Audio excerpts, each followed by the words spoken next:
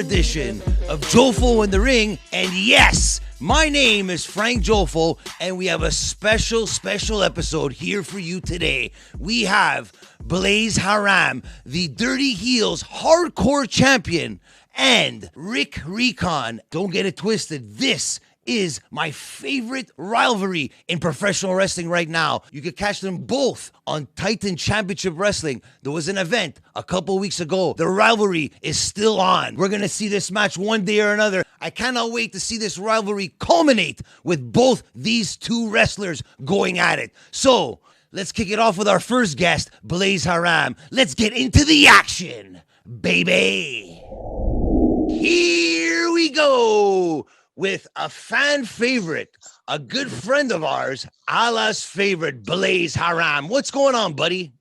Not much, man. You know, here I am, Allah's favorite, Blaze Haram. You know what I'm saying? I just been kicking back, man, watching these stupid Americans just go crazy, you know, with this pandemic and, you know, the presidential nonsense. I just been kicking back, man, just watching all the nonsense. I think it's hilarious.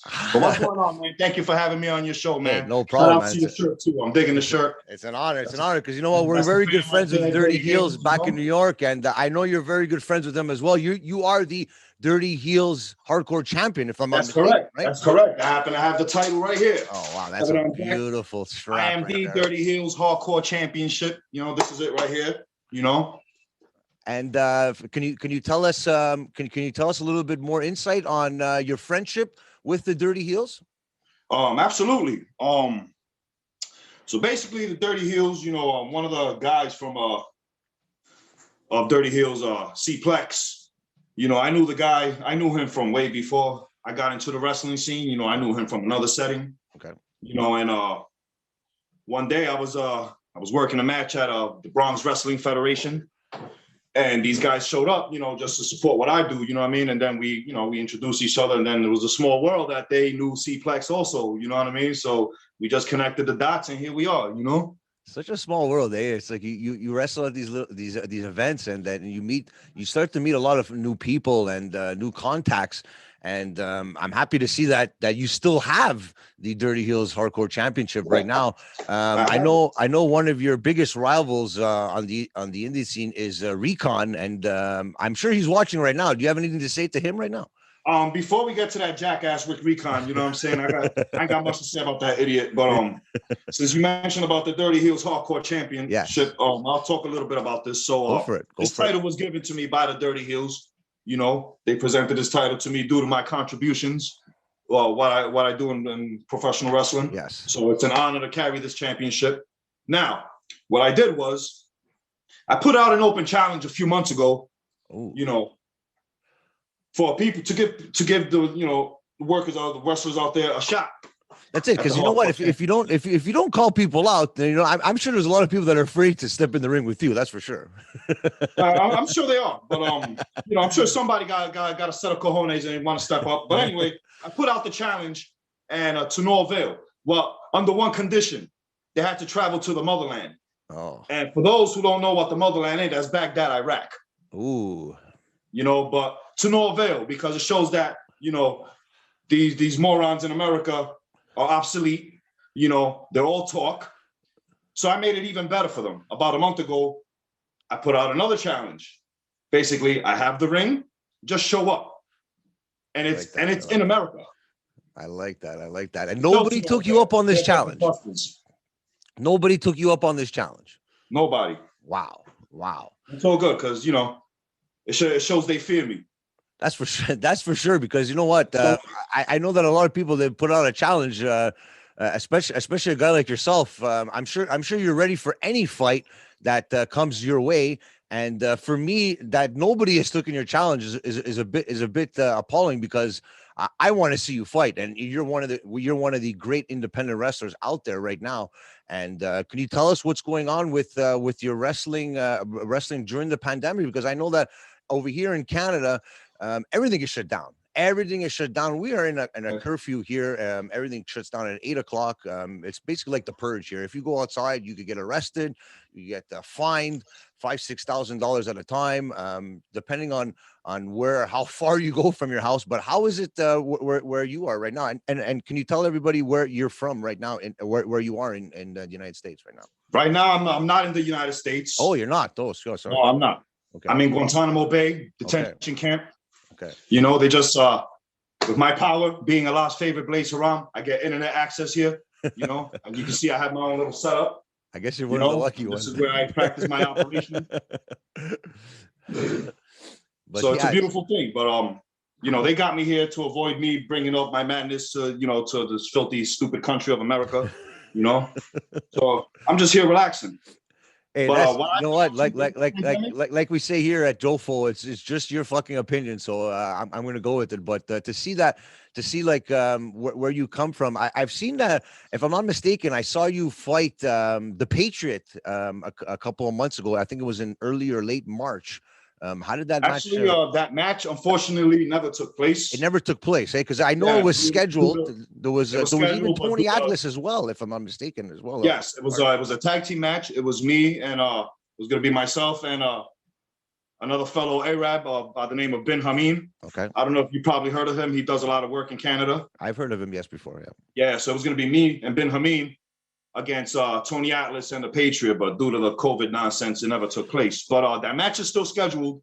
Okay. So once everything starts getting back to normal, we will continue and we will have that match. Okay, and that's under what federation is that under? That was under Scott Wilder Promotions. Okay, it's a promotion out in Massachusetts. Okay, and like I said, once you know the exact date of that event and that match, send it right to us right away, and we'll push it hard over here, because like I said, we're big fans of yours here in Canada. We're not American, but thank you. I appreciate that even more. We love your work. I like you guys for the fact that you're not American. So that right there, you're all right with me. Go Canada, go. Another question: have you ever wrestled in a Canadian promotion in the past, or maybe if you haven't, would you like to maybe in the future one day? I haven't, but it's in the list. Okay. You know, I do plan on traveling out to Canada and other foreign countries. You know, and you know, spread my filth and you know, and wrestle. But Canada's one I got on the top of the list. You know. Okay. And your inspiration to starting into professional wrestling, I'm sure there's one or two wrestlers that you could probably think of that made you start liking wrestling when you were a kid, or maybe I like, tell us your story. Yeah, absolutely. I've been watching wrestling since I was about the age of 5 or 6 years old. Okay. You know, I remember sitting at home and watching Saturday Night Main Event you know, on NBC, you know, back when Andre and Hogan, you know, that stuff. But as far as like influences, I was heavily influenced by guys like the original Sheik. Okay. You know, guys like Sabu, which I saw you guys interviewed him the other day. We just had Sabu on, and and his uncle, the original Sheik. Yes, and that's you know what, to follow a great wrestler like that, I could only tell how great of a wrestler you are, mindset wise, and Sabu is on the top of everyone's list of great wrestlers, especially on the ECW side of things. Yeah, absolutely. So guys like Sabu, the original Sheik, guys like Ted DiBiase, you know, I've always had a thing for heels, you know what I mean? You know, even growing up, like, I know Hulk Hogan was like a big thing, you know what I mean? The old American nonsense, but I never really became a fan of Hulk Hogan until he turned heel and became NWO. That's when I started appreciating Hogan. Really? You know, a lot of people say that because I think the I am a real American thing just maybe was a little stale and wasn't going anywhere at the time when he was going to the NWO. But I think that really like turned his career around in a heartbeat once he went heel and went with Kevin Nash and Scott Hall and formed the NWO. So to me, it's like an iconic moment in wrestling. That's 100% sure. Yeah, absolutely. So even guys like in today's age, I even get influenced. Guys like Joseph Samael, you know, Country Unit. Okay. I love those guys. I love what they do. You know, I get influenced from a lot from like Joseph Samael and his work in the ring, you know. Is there any promotion that you would like to wrestle in 2021 as a dream promotion? Or maybe, you know what, I know that you're working hard to stay in shape and everything, and as the Dirty Heels champion, only time will tell where you will end up in the future. Is there anywhere Yeah, you but specifically want to be? Or yeah, I have some promotions that I would like to work, in the near future. Like MLW is one of them. Mhm. Maybe perhaps make it NWA. But my main goal is New Japan Pro Wrestling. That's where the goal, and that's where I'm really focused on going. Especially after what we saw on AEW this week with Kenta coming over from New Japan Pro Wrestling, and wrestling is you know what, it's getting back on the map on the. Yeah, it's a beautiful time to be a fan right now, man. It is a beautiful time to be a fan, and I'm sure it's a beautiful time to be a wrestler as well. But I know with this pandemic and everything, it's shutting everything down. How are you staying in shape? I know that you said that you have a wrestling ring already set up already, so I'm sure you're in that wrestling ring every day. Yeah, me being in Guantanamo Bay, locked in here, you know what I mean? They gave me access to a ring. I have 2 floors full of weights. Nice. So I'm in here every day. I'm training hard. I train with assassins, I train with soldiers. Just sharpening the sword, man, waiting for the comeback. And for that, is there any other promotions? Because I know in New York they have a great wrestling promotion, the Catalyst Wrestling, and they have Colby Carino, Homicide. I don't know if you know of those wrestlers, but Yeah. it'd be a great fit for you there as well, because I know the Dirty Heels are right around the corner from them as well. Yeah, I heard of Catalyst. Catalyst is another I have on the list. They work out of New York, New Jersey area. Yeah. But right now, currently, I'm working for Titan Championship Wrestling. Okay. That they're out of New Jersey. Is great promotion. Homicide was just there on their last show.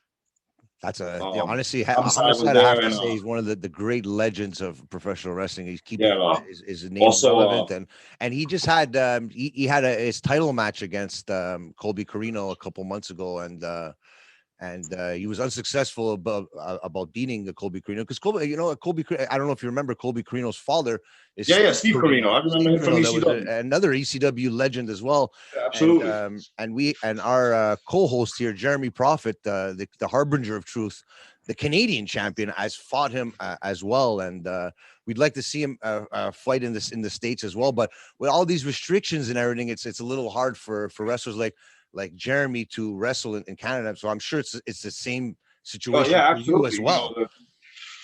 With all this pandemic, as all the restrictions going on, and even in the States, you got to watch out what states you work for, because some states are restricted, and you got to go through all these all this paperwork. Yeah, exactly. It's not an easy thing to do, and listen to like I said, my co-host Jeremy Prophet's story. I'm sure your story is just as close to him as his, because when you're not in the United States, it's a little hard for you to get exposure and be seen by these big time promotions. And it's Absolutely. a shame, because guys like you, guys like Jeremy Prophet, guys like Speedball Bailey, guys like the Animal, Bob Anger, Green Phantom, all these guys that are from Canada and from the and from outside the US are not getting the exposure they deserve. So is there something you want to get off your chest for that? Because I know that we would love to see you wrestle in these big promotions one day in 2021. Man, people just got to start following the rules, man. Wear the stupid mask, you know what I mean? Even if you don't like it, you know what I'm saying? Just wear the shit, you know what I mean? And let's make the best of it and get everything back to normal, man. Because it seems like we're going in the right direction, but it's a slow direction. It's getting there slowly, and I thought we'd be already at the point where we'd be able to go see shows and go to the store and go see family. Yeah. We're almost a year into this whole pandemic thing, and you got places that are doing shows with no crowd, and which is fine and all, but keep them, keep your footage and stuff going and your work going, but at the same time, the fans are a big aspect to the shows too, That's for sure.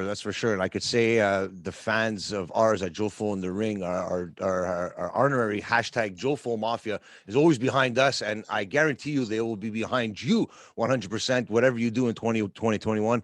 Can we get back to Recon? Because I know that was a big rivalry that you had with Recon. All right, so back to this cyborg idiot Rick Retard, you know what I mean? I like to call him.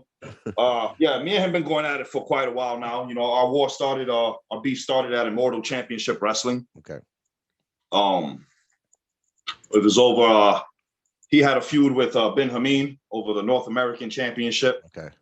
And I kind of, got in the mix of things, looking out for my fellow Arab, and here we That's are, what I man. like about you. You stick your nose in everybody else's business. That's what I like about you. Yeah, if one of my homies is wrong, in my eyes, he's right. That's right. That's right. That's right. Even if he's wrong, he's right. And a good, yeah, continue. We go forward a year later. Me and Rick Recon still going at it. We're taking our war promotion after promotion. Going at it because I told him in the beginning, and I'll tell him all the time when we meet. You will never get rid of me. No matter where you go, I'm gonna be right behind you, making your life a living hell. You know what? I think that mentality stands with you, because if a lot of wrestlers aren't like that, and a lot of people rather stay in their closet with their door closed and shut their phones off. But you're out there, and that's why I admire your passion for professional wrestling. Thank you. I could see some great things happening with you and Recon. I think it's not going to go well for him once you get in the ring with him.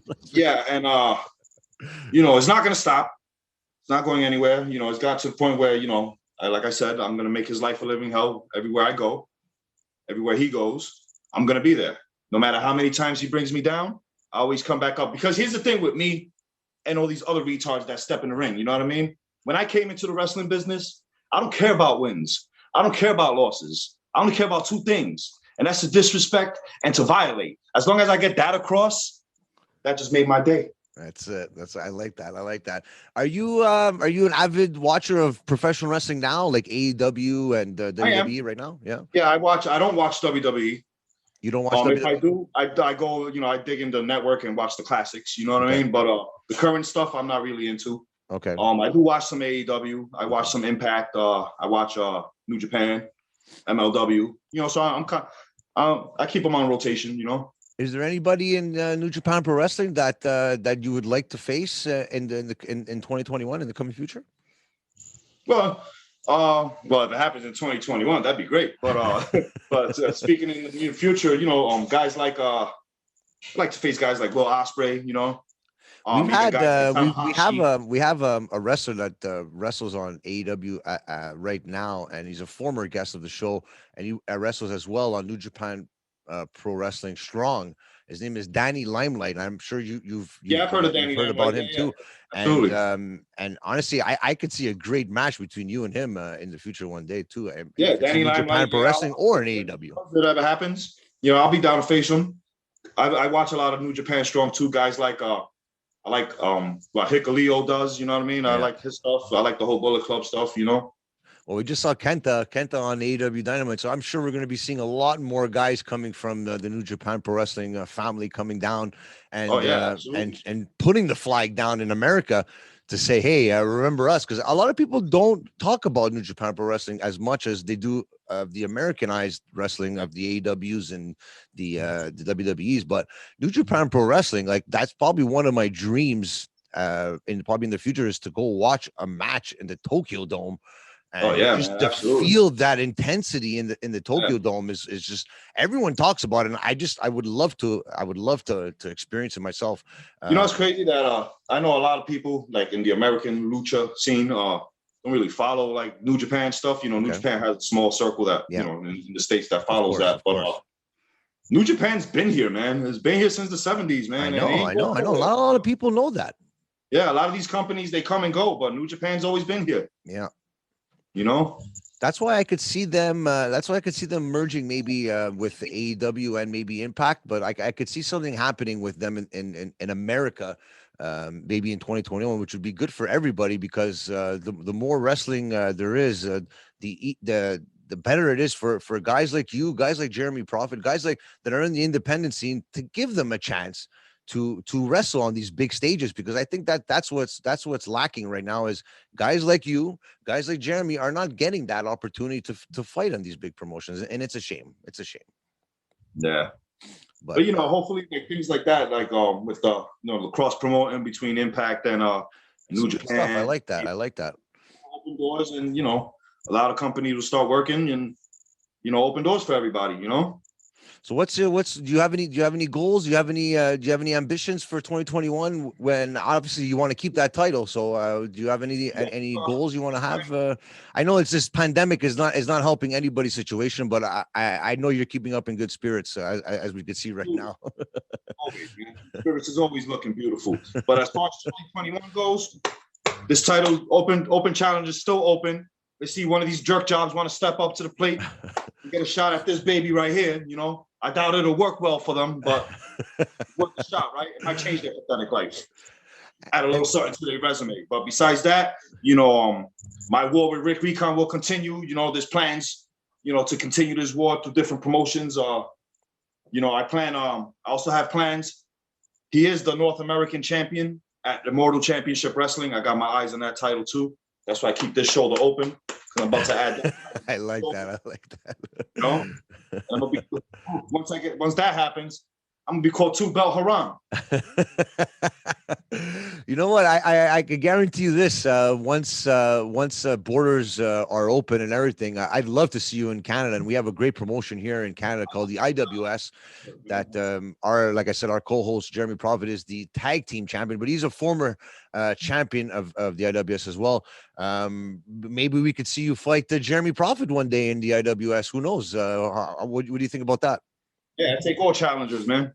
I'd love to see that. I'm definitely down to travel out there, man, and Can you give us a little insight? I know that you're very good friends with the Dirty Heels. Can you give us a little insight on your? Like I said, I know we talked about it before, but are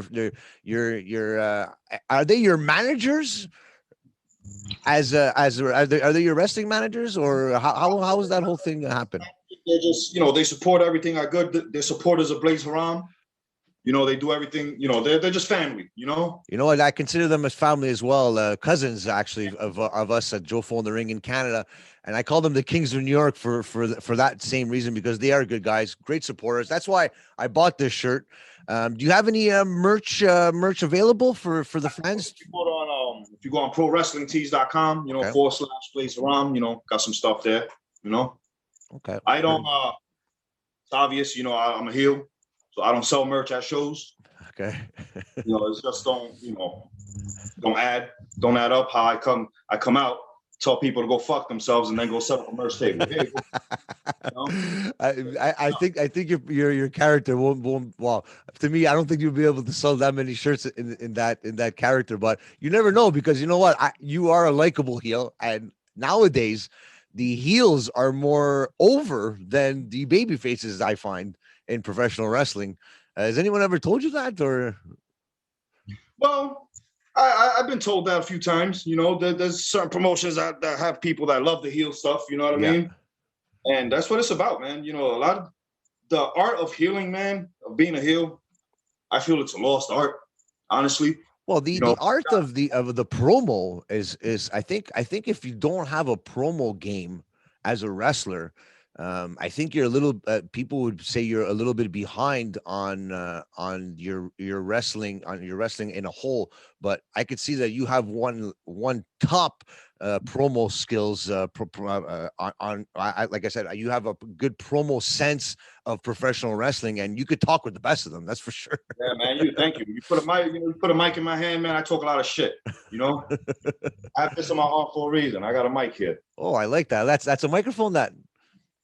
Yeah, that's a microphone. Oh wow, that's fucking cool, man. That's cool, man. Yeah. Do you have any other tattoos that are inspirational to professional wrestling, or is that? No, I don't have a microphone. I have a dragon here on my left arm. That's to my martial arts background. Okay.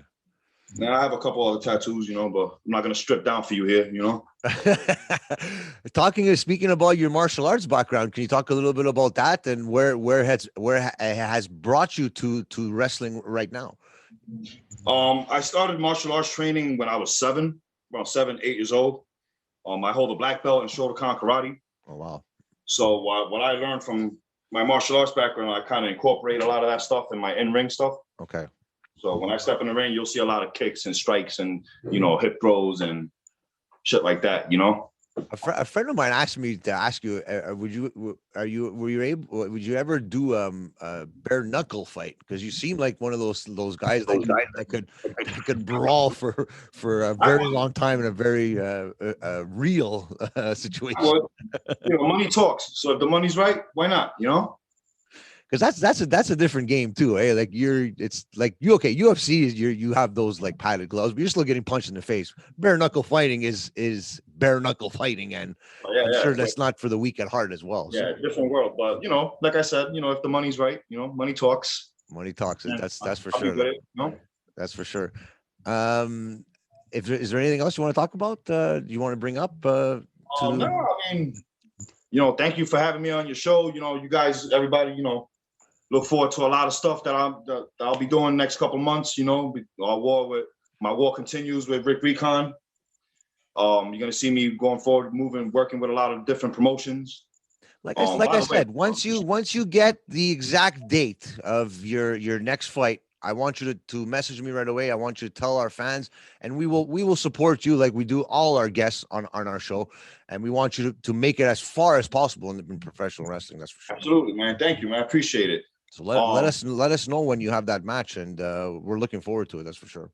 Yeah, man. But yeah, to stay updated on my stuff, yeah, you just follow me on social media. Allah's favorite, Blaze Haram. Facebook, same thing, Blaze Haram. Or Twitter, Blaze Haram. YouTube, you can find my matches there. Also, just look up my name. You'll find a bunch of stuff with me and Rick Recon. There's about 5, 6 different companies that have our stuff, that we've taken our war to. And we're gonna do our best to push the envelope for you in professional wrestling on the indie scene, and hopefully, and I am telling you, I hope to see you one day in Canada wrestling, maybe against one of our Canadian champions, maybe against Jeremy Prophet. We'll see, but I really hope the best for you in 2021, and I want to thank you for coming on our show. All right, thank you for having me, man, and I look forward to seeing you guys in the future, man. Hopefully, once borders open up and stuff, I'll be out there, and Of course, and like I said, once you have an exclusive for Blaze Haram, anything that happens in the world of professional wrestling for you, our door is always open. If you want to run a promo, you want to support somebody else, if you want to just tell everybody what your next match is going to be, Jofo in the Ring's door is always open to you, and the respect value is always there. That's for sure. All right, thank you, man. Appreciate it, man. All right, man. That's an average motherfucking podcast. Dirty Hills. Keep these mooches in their fields. Dog. Whoa, dog. Whoa. Can you use that? That's not yours. Why? Because that's Jofo in the Ring. And you're tuning in to Jofo in the Ring. Who are we? We are the Dirty Hills. I'm your boy Kingdom Stones, aka Kofi Weaston. This is your boy the DOE, Good Rubber Bowl. And if you want to check us out, we are an independent wrestling group. We specialize in wrestling, independent wrestling, or anything WWE, WC, mainstream. Hey, if you want to check out some collaborations between us and Jofo in the Ring, hashtag Dirty Hills. Or you check us out on IG, Dirty Hills _132. Hit the link at the top of the box and check us out. here we go.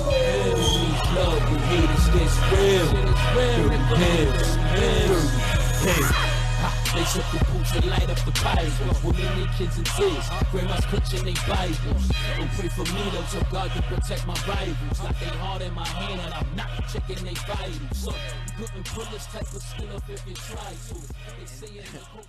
And that, ladies and gentlemen, was Blaze Haram. I can guarantee you this rivalry, every time these two wrestlers face each other, it always goes the distance. And speaking about going the distance, 102 Saint Jean-Baptiste Boulevard, Local 52, Balboa Bakery always goes the distance for everybody out there. And if you want the best baked goods known to man, the best cannolis in Montreal, go the distance with Balboa Bakery. Go see Big Joe. Tell him Jofo in the Ring sent you. You will not be disappointed. Great rivalries require two wrestlers, and we just heard from one. This is the second man, Rick Recon. Let's see what he's got to say to Blaze Haram. Let's get into the action. So we have Ricky Recon here in studio. And Ricky, it's very nice to meet you. And I've heard a lot of stuff about you from Blaze Haram. And let's get down to the brass tacks. What's the deal with you and Blaze? I don't like him. Now, actually, back up a bit. It's Rick, not Ricky. Rick. Okay, so, sorry about that. It's all good, but I've punched somebody out for that. Okay, good to know. It's all good. Now, as far as Blaze Haram, if we go back a little bit, I'd say probably to about 2019. Everywhere I go, he's got to be there. I don't know if he's trying to get the rub from me or something. Like he sees that I'm in a prime position, so he wants to pick the bones whenever he can. I just don't like him. Straight up, he doesn't like me. I mean, you could say that that's because I'm a good-looking American guy. He doesn't like Americans like at all. So I don't know what it is specific on his end, but on my end, it's you keep jumping me. So I'm getting really sick and tired of getting jumped. So eventually it's just gonna pop off where all bets are off. Gloves are off, and it's just beat the piss out of each other. Well, that's what it seems like to me. It seems like this rivalry is just going to explode one day or another. And is there a match that we're going to see both you guys one-on-one? And do we have to get the exploding barbed wire match back here to get this rivalry settled? Because this is a hard-fought rivalry here, and I could see it in your eyes right now that you hate this guy big time. Yeah, no, we might have to bust out the exploding barbed wire. We might have to take it to Japan to do it for real. Cage. No holds barred, but death barbed wire match. I don't care what it is. Like if we have to go there, because clearly regular matches aren't working, because I kick his ass in regular matches, typically beating him all over from pillar to post, and he still wants more. So I mean, to be honest, like I'll give him credit where credit's due. Like most people, when I put them down, they stay down. They usually slink away, go to work for some shindy after I'm done with them. But no, he keeps coming back. He keeps getting better, just like I keep getting better. So eventually there's going to be a time where either one guy's going to win or both going to die. Let's start from the beginning. Where was this passion for you as a wrestler? Where did it all start for you for professional wrestling for you, Rick? Well, as far as the passion for professional wrestling, I think everybody grew up watching WWE. I would say it's the same for me. I might have got it started a little later in life than a lot of people, but WWE, it's the biggest platform, the most known one. You know, you could say you're a pro wrestler and everybody goes, you mean like high school wrestling? No, pro wrestling, like taking bumps and being in a lot of pain all the time. Exactly. You have to tell them like WWE. Oh yeah, that shit. I get that on the daily. Like after a while, it gets really old. I just start pulling out pictures going, this type of wrestling. Yes, exactly.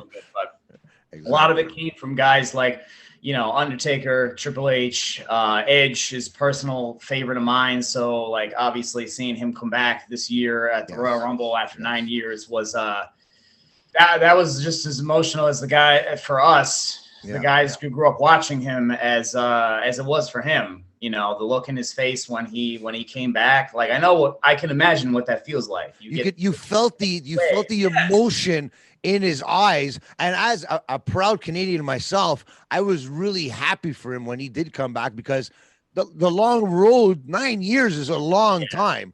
And a lot of people thought he was never going to wrestle again. And I'm sure in his head, he's like, no way, man, I'm coming back if it's going to be one last time, if it's going to be one more run, I'm coming back. And you know what? Kudos to him. But speaking about the Undertaker, I don't know if you watched the Joe Rogan a couple of months ago when he said a lot of these wrestlers now are softer now than they were before. Do you have any comments on that? They are a lot of them. I'm not going to say all of them. Okay. All right, because there's a lot of guys that do this for real. Just perfect example. Actually, it's a good segue into I wouldn't say a shameless plug, but it sort of is. This Saturday I'm going against a guy by the name of Nikos Ricos, and I've wrestled him before. Let me tell you, the last time that I fought him, we both had bruises, lumps, marks all over. Like this isn't, we go hard. Okay. This isn't a tumbling routine. This isn't Cirque du Soleil and spandex. It's just not. Like, we're pro wrestlers, okay? And we absolutely will bleed for that if necessary to prove that. I think what it comes down to is not just in wrestling. I think society overall is just soft, as we've seen with cancel culture. And I'm sure just saying that, I'm sure somebody will try to cancel me. Yeah. That's fine. But eventually, this is what happens with cancel culture and people like that. Is eventually it's like a pendulum swing. It swings one way to one extreme, and then it comes back to the middle, and then it'll go this way. And that's just, it's circle of life, I guess. Beautifully said. That's me being philosophical. That's about as far as it'll go. But yeah, I do feel that a lot of them they're like, a lot of them come down to they were nerds growing up. You know, I was too, but I also got into the gym and said, yeah, I'm going to be an athlete. I'm going to be a real pro wrestler. I'm not going to look the part, because as it's great that you can do all the shit in the ring. That's awesome. Yeah. You know, I do plenty of stuff, but if you don't have that look, no one cares. No one's going to put you on TV. It's all, you know what? No one's going to sign you from. Yeah, everybody wants to make it, have the $1 million contract, and they want to, you know, have all the fame. But if you look like just a regular average Joe, well, guess what? Nobody's paying an average Joe that kind of money to work a ring. It's just not going to happen. I think back in the day, it was more of the look, because Hulk Hogan had the look. Yes, there's no doubt about it. Ultimate Warrior had the look, but nowadays, I don't think the look is more important than maybe the wrestling side of it, or maybe the promo mic skills about it. Because a guy like a guy like Bobby Lashley just became the WWE champion. I think after, I don't know how many years, 17, 15 years he's been in the business. Yeah. Congratulations to him. But he had the look when he walked in to the WWE, but they never gave him the chance. 17 years later, he becomes the champion. But with maybe, I think that just comes down to a case of right place, right time. Because when he first came in, there was a lot of guys that could carry the company that there you go. There was a lot of guys that looked the part back. Yeah, they looked the part. They could talk the part. Yeah. Now it's like you look at him, he stands out simply because he's a huge guy. Yeah. Same with Drew McIntyre. Yes. Drew McIntyre was there back in the day. Yes. He was in shape, but he was nowhere looking what he looks now. Yeah. So it went from just you're the Intercontinental Champion, and then you cut you, and then he comes back looking a completely different guy, and then he went right to the top. He's the same guy, same person, but he evolved and reinvented himself into what he is now. And now you can look at him and go, that guy's legit. Yeah. That's the problem I find with a 100% lot of guys in pro wrestling. If, you know, everyone sits there and we understand what it is. We understand what pro wrestling is. Of course. But you have the people of the past were able to make you believe. Okay. So a perfect example is a guy, like I brought up The Undertaker. Undertaker made you believe for 30 years that he was dead, and that he was literally coming from the grave. Legitimately scared of this guy when you heard that gong go off. Yes. I still get goosebumps to this day when that gong goes off. Every time. Yeah, every single time, right? Exactly. Every time. That's how it is with me. I could hear it. A friend of mine could put it in the background. I'd be doing something. I could hear it. I'm like, oh, Undertaker's here. What's going on here? So, yes, believability is huge in professional wrestling, as you said. It really is. Like, and I mean, there's a lot of guys that, like, I understand that they're not. The product has changed. The times have changed. People, therefore, society has changed. I understand that, but so now it's a case of like people want to have believability. Now you have like this match I was just watching again for like the second, third time was Walter versus Ilya Dragunov in NXT UK. It was brutal. Yeah. There's no way you can tell me any of that was pulled. They went full out. Yeah. They said, let's just kick the crap out of each other. Exactly. And let's just work. That's all it was. So guys like that, those are the legit guys, is guys that do that. They made you believe like, wow, these are pro wrestlers. When you look at a wrestler, like nowadays, I could say, like, I have one in mind because I have an AEW sweatshirt on as well. But Lance Archer, when you look into this man's eyes, I am scared shitless. And that's the believability in a wrestler. I'm not going to be scared of an Orange Cassidy or a Marco Stunt You know what I mean? No I'm one's gonna be scared of a guy like Miro. I'm gonna be scared of a guy like Lance Archer. And that's where it comes into play, because if your face is on a poster, and I don't believe that this guy could kick my ass if he sees me in an alleyway, why am I gonna pay money to go watch this guy? Exactly. Well, look at all the posters on the back of your wall. All those guys, all those looks, they could legitimately kick your ass. Every single one of them. Yeah, exactly. Exactly. Yeah. So, like, for me personally, a lot of what I watch and emulate is, and I don't do it to be a ripoff or a knockoff, but a lot of what I watch is very strong style based stuff. So a lot, obviously NXT UK is kind of its own thing, and they've kind of gotten into that British strong style, but like All Japan and New Japan, like any of those guys that are on that roster, they can go. Every single one of them can wrestle. Here's the other thing, they all look different. They all have a gimmick. They have a look. They have their own style. They have their own personality. You know, obviously a guy like Tanahashi is different from Tetsuya Naito. Tetsuya Naito's a troll, but he can work. He can work anyone. Shingo Takagi is a brute, but he will legitimately get in the ring, and you're waiting for him to take someone's head off. But they're all legitimate, and that is, if you can make people believe in you, you can make it in the industry. Exactly. How you been doing during this whole pandemic? Now with this whole coronavirus, how has been your change in the training and your wrestling style now? How is it going with that now? Honestly, as far as I really didn't miss much of a beat.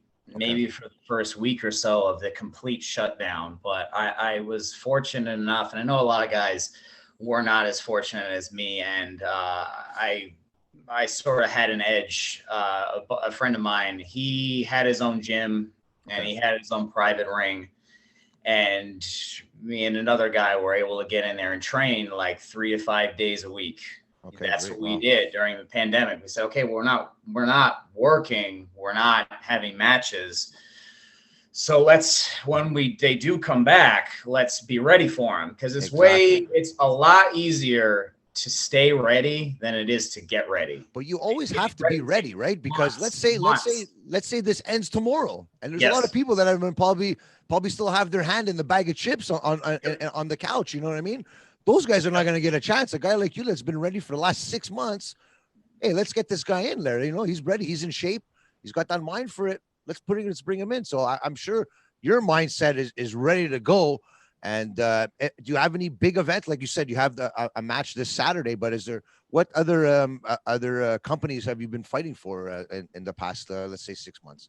Well, Titan Championship Wrestling, that's probably one of the bigger ones. That was one of the first companies to really run a show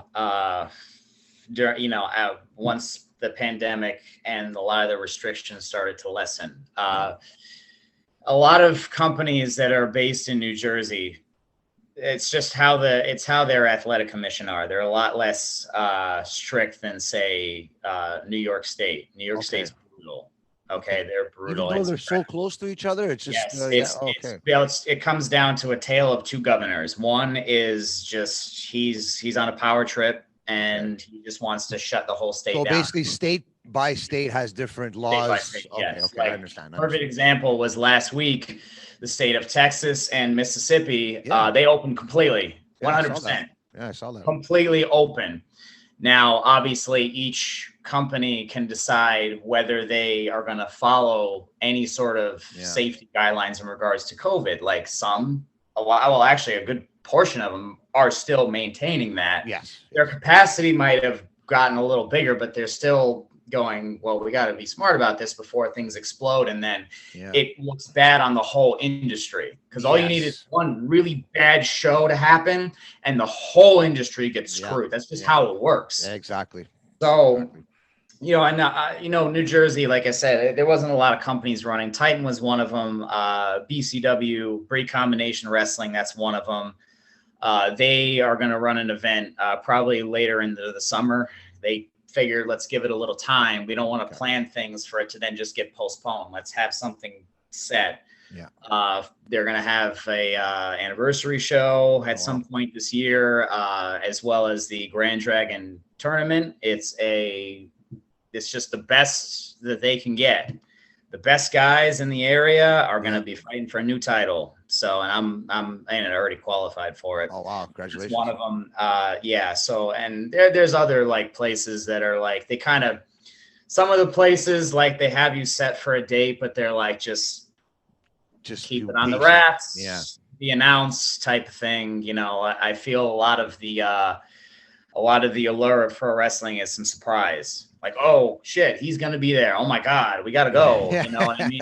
Like, rather than have it announced for 4 months, they nowadays I think surprises are the norm now. Like we were talking about before with AEW, we didn't know Christian Cage was coming back, and it was a whole thing and everything. And Sting, I know, obviously the same thing. And everybody kind of like, it was so funny, like seeing like everybody wanted like somebody that was legit or to be a surprise, and then they got one, and then they were like, oh, that's it. Yeah, we're gonna get John Cena, so like I don't know. Or Brock Lesnar. Everyone actually thought it was gonna be Brock Lesnar, right? They're not gonna. Why? Because they're smart guys. They get the money from WWE because it's a company that's taken care of them for years and years, and they get the good money, they get the good matches, they get the good spotlight, and you know, you never know what it is in a new company. So again, that's not to a shot at AEW or anything, but you know, they don't know.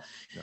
Big Show, that's a little different. You know, he's like, you know, he was there for 20 plus years, so he's like, and he just said, hey, let me go over, and you know, Vince was like, good for you, you're getting the money and you're getting the place you wanted, good for you. Exactly. So there's no hate. So any of that whole like war between WWE and AEW, that's between the fans. This is exactly, you just hit it on the nose right there, because it's like, it's all the fans that are just complaining back and forth, making up these stories. And like you said, Vince McMahon gave him the green light. He said, you want to go?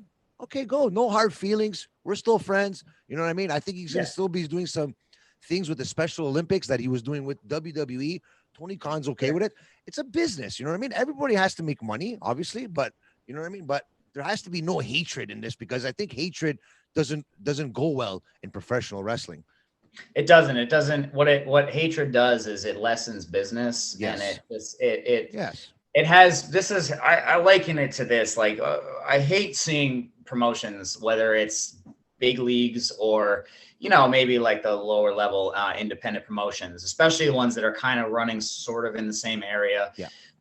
I never understood the infighting, you know what I mean, between and the ego trips and everything. I was like, why don't you just work together so that everybody can eat? You guys divide the fans between you, and then you're satisfied with eating an appetizer when you could be eating full ass entrees. And like, I never understood that. I just don't understand. There's exceptions. There's certain promotions that are like, listen, that's a carny. Yeah. Okay. And you shouldn't work for them. If you choose to work for them, that's on you. And if you get screwed out of pay, that's on you. But for the most part, I don't understand. Let's just work together. Just do joint shows, especially now. Yeah, because we're all in dire straits right now, and we just need professional wrestling, please. You know what I mean? So exactly, why work against each other? You know? If you got two promotions, okay, and you go half on the building, one has a ring, one doesn't, whatever. However you're going to split it up. I'm not a promoter, but just spitballing. Okay, you have two promotions, you run a joint show, 5 matches from one, 5 matches from the other, or you know, whatever. If you guys want to have like a Survivor Series type little battle back and forth, we'll do that. You can run under the same license, you can run in the same building, same ring, same locker room, as long as it's been vetted and you don't have, you know, a bunch of whatever that you shouldn't have in the locker room. I don't see what the issue is. You're going to save money. You're going to have cross promotion. You're going to have different talent than you're used to seeing on your shows. You know, open that forbidden door. What that does is that, you know what, I'm gonna if let's say one day, okay, AEW is on WWE, I watch both, so I'm gonna watch that one there, and then the following Wednesday, I'm gonna say, you know what, let me see if WWE guys are gonna be on AEW or vice versa. You know, it makes everybody want to watch, and there's no animosity in that as well. But in the end, it all comes down to making that fine dollar in the end, and WWE just wants that mighty dollar to themselves. or AEW just, you know, but we don't know the whole backstory of it. Maybe one day there'll be a documentary on it, and we'll find out the gist of it. But it'll probably be a whole season of Dark Side of the Ring. There you go. There you go. Just between them. Dark Side of the Ring. If you're already listening, there you go. You got your season 3 or season 4 idea right there. Is there a promotion that you would like to wrestle for in the future, like maybe an MLW or a Ring of Honor or an Impact in the future, or maybe I would say all 3 of those. I mean, personally, I like all the product that those specifically. It's funny you mentioned those 3. Those 3, I just like the product overall. Lately, Impact. I feel that once they can have some crowds back, they're gonna bring their game up as far as like visibility, because it's just a matter of time. The way that they've been running their shows, as far as their in-ring work, their work rate of their guys is they raised it a level. And I'm like, if you guys have some crowds, that crowd's gonna love that, because like I remember maybe need a couple more thousand people just for that crowd. That's all it takes sometimes, really right? Do, and it takes it off. It's perception is reality in pro wrestling. So my thing as far as Impact is, like, I remember old TNA, and that crowd was hot. They had great product and all that. Great crowd. You know, they made some mistakes and all that stuff. They lost some talent that would have been nice to hold on to. But, you know, this is just the way that this business works, and that's fine. Everybody, you know, does their own thing at some point. But Impact is great. There's a lot of people that have worked for Impact, you know, that I've you know, shared locker rooms with. Ring of Honor is another one. Especially the thing that I like with them is the way that they've been doing their Pure Rules division. Actually, really like that. It's different, and it kind of harkens back to how pro wrestling was. Like, you were like really getting in there, and there was like, you would uphold the rules, and if somebody cheated, well, they would be, you know, reprimanded, or you're legitimately disqualified. That as far as MLW, I personally, I love their product. I love how it is. I love how it's presented. It's presented like an actual, like a shoot, with actual, like they call their you know, wrestlers or fighters on their site. Like they really just, I love their presentation. I love their product. You know, one of the guys that's there, that's one of their staples, Richard Holiday. I've worked him before in a triple threat match in Connecticut. That was good. I really enjoyed that. I'd very much like to do it again as singles. So you know, I know. Do you think rubbing shoulders with guys like that gets you that might get you that opportunity one day? Because, like I said, like over here in Montreal, like our problem here. We have a wrestler named Jeremy Prophet. That's a great Canadian wrestler, but if he can't get onto the stages, maybe not like yourself, but I'm just saying, like not a stage on Canadian soil, because nobody knows how good, talented these guys are in Canada. But just to get that opportunity in the States might change his whole career around. But obviously with this whole pandemic thing, it's not as easy as it sounds, but I know that once the pandemic is over, I know he's going to be hustling down to the States and doing the best that he can. But is it hard to get noticed in maybe in your area too as well? Is it the same? I mean, it can to an extent, but as we've been seeing through AEW Dark, they clearly have their eyes on the Northeast and the workers out of the Northeast United States, because a lot of the guys that are on AEW Dark, I know them. I've either worked with them or been in not just one locker room, but like several several shows back to back to back. Like one guy that was just on there, Azriel. Oh yeah. I've known him for years. The guy he's been fantastic. He's a staple at BCW. I mean, he's fantastic. He's held their BCW World Championship. You know, he can go. He can always go. He's one of the best wrestlers out there, honestly. And if they don't sign him in any capacity, I know he's had a few matches, but I mean, sign him as a regular guy. Yeah, I really feel that they might have missed the boat on that, because he's worth it. But yeah, I don't want to say it's easy that anyone can do it. You know, if you put in the work and you're consistent and you have a presence on social media, believe me, they're watching, Yes. and they pay attention. And if you send your stuff to them, or someone, believe me, if you fit a role that they need filled, you'll be contacted. That's just how it works. Exactly. So my biggest thing is, for a lot of guys, they want to get seen. Get yourself a look. Yes. Differentiate yourself. Make people see you. Get noticed. Smash Yes. your head against the wall. Do something. You know what I mean? Like yes. Do a promo. Yeah. Cut a promo. Cut an interesting promo. Look, here's the thing. Cut an interesting promo in under 60 seconds. If you can catch somebody's attention within that time span, and it's a really good promo from start to finish, they're going to want to notice that. No one wants to listen to some guy droll on for 3 to 5 minutes. Okay. Yes. You used to be able to do that when you could hold someone's attention, like a Dusty Rhodes or Dr. Dave Schultz, guys like that would pay attention to what they said because it was powerful. Now it's kind of a lost art. Yeah. And, myself, I try to have good promos if I can. But again, I kind of try to find that sweet spot of obviously having a good promo, but I don't want to have anyone's attention lost. And I feel that if you can cut a really good promo and you have a good look and your in-ring stuff is solid, because there's plenty of guys that can wrestle really good, but missing the other 2/3 of it. Yeah, exactly. If you have all that, if you have a look, and you have a good promo and you're solid to amazing in the ring, someone is going to look at you. Someone is going to pick you up. Okay. You have WWE, you have NXT, granted it's under their banner, but WWE, NXT, MLW, Ring of Honor, Impact, New Japan, granted it's in Japan, but now you have New Japan Strong. There you go. To me, that's the place I want to be more than anywhere else. You were talking about New Japan Pro Wrestling before, so yes, I'm sure you would love to. And you know what? Your style of wrestling would fit in great with those guys on New Japan Pro Wrestling Strong too, as well. Yeah, no, that's because that's the goal for me personally. That's what I want. Now, I want to go to Japan. That's the end goal, is to be in New Japan in Japan.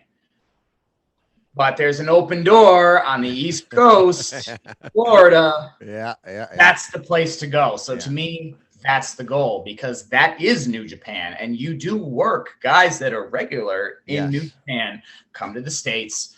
And especially when things open up again, wrestling is going to explode. And that is the place to be for me. I can't wait for that. Honestly, I have to say I've learned a lot about you today, and you have gained my respect for what you did today here. And just one last thing, if Blaze was right here right now, what would you tell him to his face right now? Head on a swivel, bud. Head on a swivel. Okay, because it's on site.